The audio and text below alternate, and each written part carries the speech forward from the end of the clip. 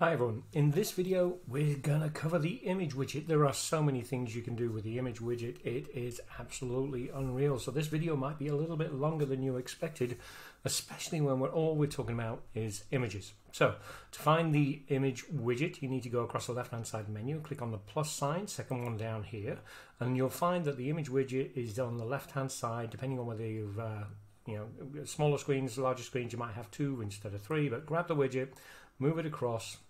And if you see where that blue line is, that's basically where we're going to drop the image. Now, when you first drop it into the page, it will automatically default to pick the image that you want. If you click out of it for any reason, it will remove the widget and assume that you've made a mistake. So we're going to go back again, grab the image widget. There we go. And then we're going to pick one of our images. There's 2 ways you can actually do this. You can actually pick one that you've maybe already uploaded in the past, or you can actually click on here to click upload a new file. What I'm going to do is actually look for a new file that we can actually upload. We don't have anyone handy. Let's just go and see if we can find one. Actually, we'll go to the tools for motivation content. Let's look for a image in the big full product. This is one that we've actually just recently done. We're going to the social and we're going to pick one of the Instagram images, JPEG. Here we go. Let's pick this one, Thinking Big. Go. So the image will upload into the account. You'll see it here. The image, or a small version of the image, will show here when it's ready. There we go. We're going to select that right there. So what we've done now is put this image into the account. There's a little up and down arrow in a blue circle right here. If you drag that down, it will actually make it bigger. And I'm doing that so you can actually see on the video what we're going to do with this image. There are a lot of things you can do with the image. The first thing, obviously, if you click on edit image, it will actually take you back to this. You can actually change the image just by clicking on this image and changing it to another one that you may have already got. If you click on stretch, it actually expands it to fill the whole box, but obviously you can see it's cutting off the top and the bottom on that, so you've really got to resize the box to the column to actually make the image show there. Add a description. However you want to do this, SEO is important for your site and your funnels, so put something in the text box for your image description. You can add a shadow to the image. So we click on shadow. You can actually do, on this type of image, you can only do an outer shadow. We can choose an outer shadow. I'm going to make it darker so you can actually see the shadow. And you see it appeared as soon as I selected the color of the shadow there. You can move it horizontally, left and right. You can move it up and down. And this is just the shadow, by the way. You can change the blur radius to expand or contract. Okay, and then you can change the spread. So there's lots of ways you can actually change this. This actually defaults to 0, 0, 25, 0, 0. So if you're ever not sure, that's the default. I just changed the color darker to show you how it would look with a darker color. And obviously changing the color will change the depth of the shadow. So that's it with the shadow. Next, what you can do is actually change or add an image caption. So there's different ways we can actually do image captions. You see the heading box or the title box at the bottom overlapping the image. Over the image when you mouse over, which means the box will appear once you mouse over the image, or just over the image, which means we'll put it right here. Now you can see we've got the box where the image is in is sized differently to the image, so the box is showing off to the side right now.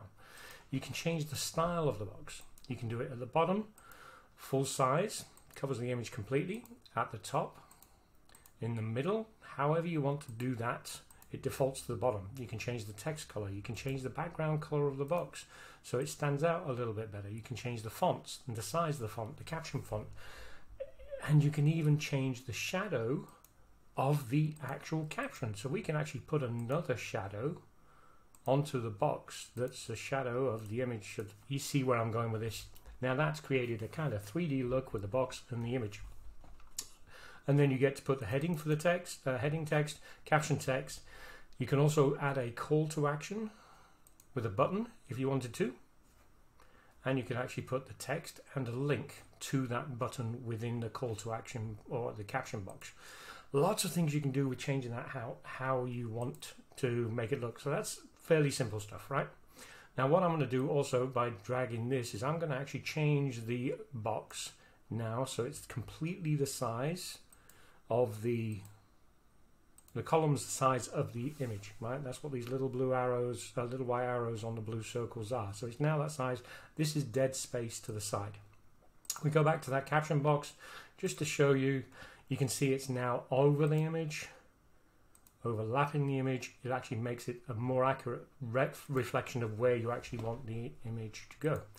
You can now center, left align or right align the image within this column here. You can add a link to the image itself. We've got two options here. You can actually open a link on click, which means you can pick any page or file or pop-up or email address or phone number within the system or what you enter into the system, or you can actually change it to open the image in a lightbox. I'm just going to show you what that means real quick. So if we actually go to a view of the page, here's the image that we've just added with a little box at the bottom. You click on the image, it would actually open it up into a lightbox. So if you have a small diagram that not going to look very good when it's on the page, you can actually make it so that when they click on the image, it will actually blow it up full size. Great for demonstrations, diagrams, that sort of thing within the system. So then that's the link and that's the image. And then you've got the opportunity, as we've said before, to actually make spacing before and next, before the image, around the image. You can make it larger, smaller, however you want to do.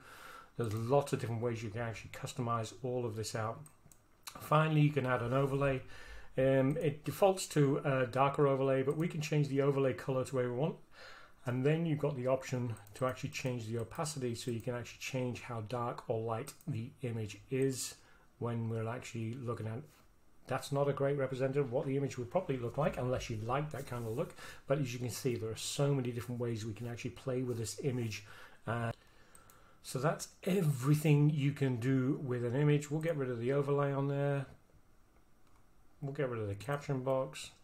There is your image on the page. And each one of these images, when you build up your pages, you can actually drag and drop to anywhere else on the page if you put it in the wrong place to start with. There you go. Any questions? Feel free to reach out, support@contentforcoaches.com. Thanks for watching.